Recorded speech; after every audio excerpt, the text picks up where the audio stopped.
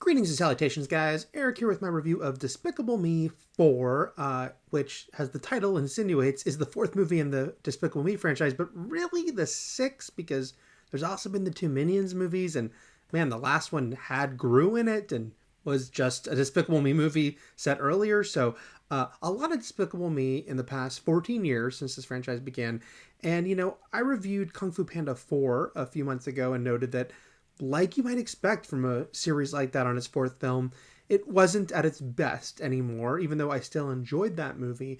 But this one feels even more like they are kind of running on fumes, unfortunately, at this point. It's kind of a revenge story this time out. Gru has recently locked up a criminal that he has a history with. They went to school together when they were young, named Maxime, not Maxine, Maxime, voiced by Will Ferrell, who promptly breaks out. And when he breaks out, Gru and his family are whisked into witness protection and have to take on false identities and try to fit in this new suburban setting with Maxime hunting for them. Here's the thing. I understand these movies are massive. Most of the recent films in this franchise are getting about $1 billion each at the box office. This is like one of the biggest franchises of the century, even though people might not always think about that. So I don't think that anything will stop this movie from being a big hit and from families going to see it and from kids enjoying it. I hope. I want people to enjoy things. But when you look back at the first Despicable Me, which is a very strong film, this just feels like such a sort of hollow echo of that. It really doesn't have the heart of that film. And even though it has a great voice cast and these are really good characters, there's too many characters probably at this point, and too many storylines, and none of them really feel fulfilled for the most part. There's one or two that work better than others. Because we take the family and we put them in this new environment, and then it's like, okay, what are they going to do? How will they act, and how will they get along in this new environment? And there's so many scenes of this movie that are just feel very like sketch, like a comedy sketch, because we just watch one of the family members for one scene, maybe two scenes, how they're fitting in, and then we completely move on or ignore what we saw in those scenes. For instance, we have got Lucy, voiced by Kristen Wiig, who is now Gru's wife and the mother of their new baby, and we see a scene where she tries to take on a new job as a hairdresser, and that doesn't go well, and we get one follow-up scene that is this sort of strange Terminator parody, but that's it. It kind of just exists in its own little vacuum. But that's more than we can say for Gru's daughters, who really kind of get the short straw here. Edith and Agnes get one scene in this movie kind of showing what they're up to, and that's it.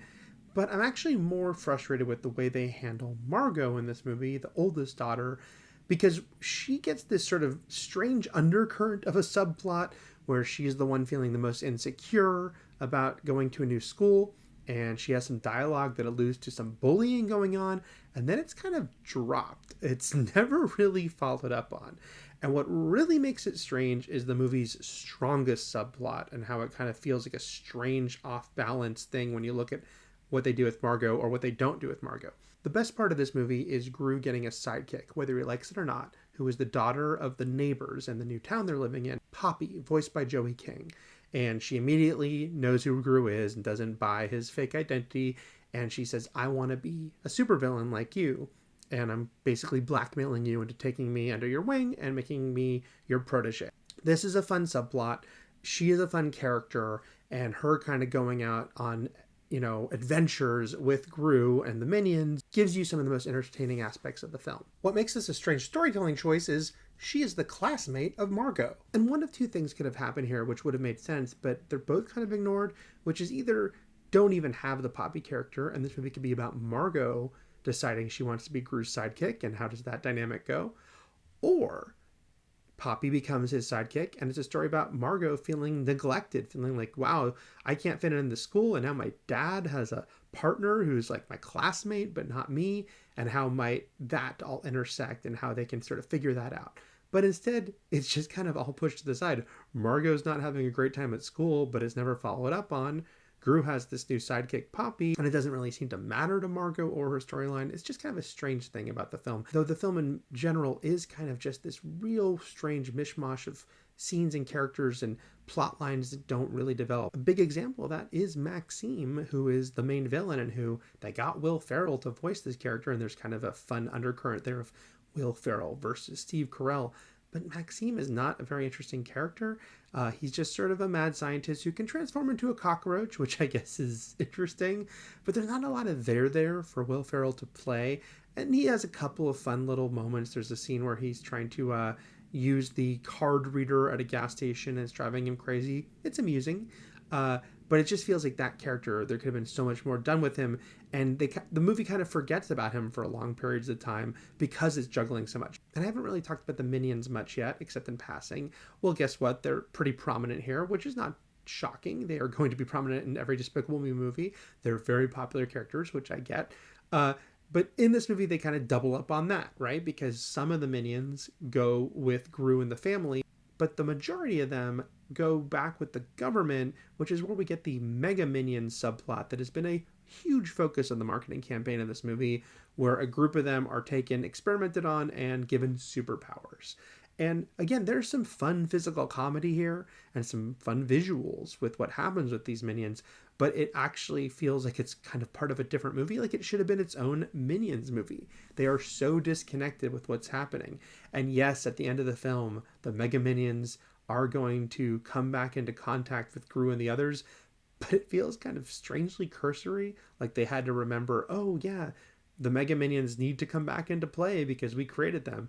It just kind of feels stuffed in, but that's the whole movie. The whole movie kind of just feels overstuffed, like it's juggling too many characters, too many subplots, and none of them really pay off in a very satisfying way.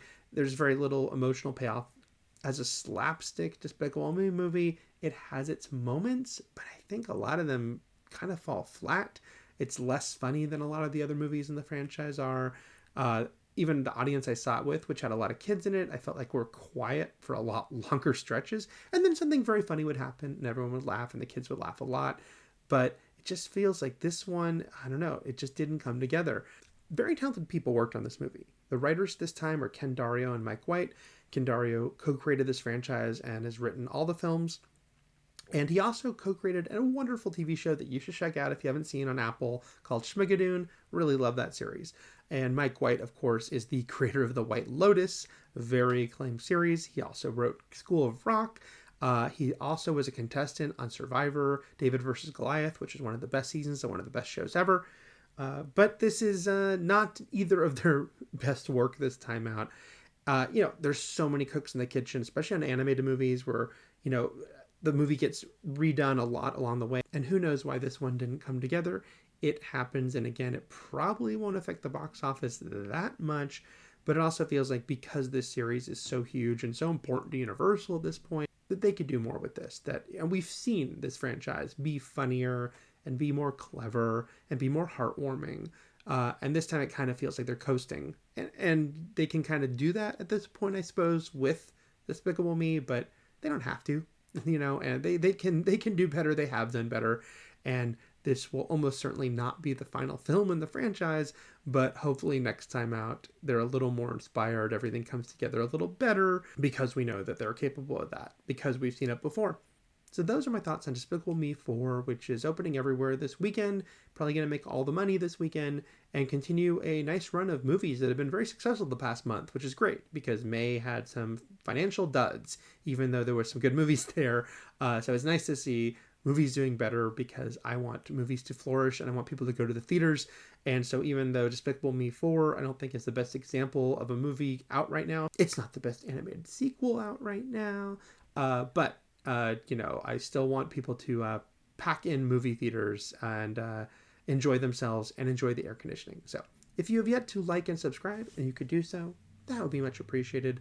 Thanks, guys. See you next time. Also, on the plus side, I did enjoy that new Pharrell song that plays in the movie, and the fact that it turns out it's probably another Drake diss track is pretty amazing because where would you put a Drake diss track except in the middle of Despicable Me 4? I mean, it just makes sense.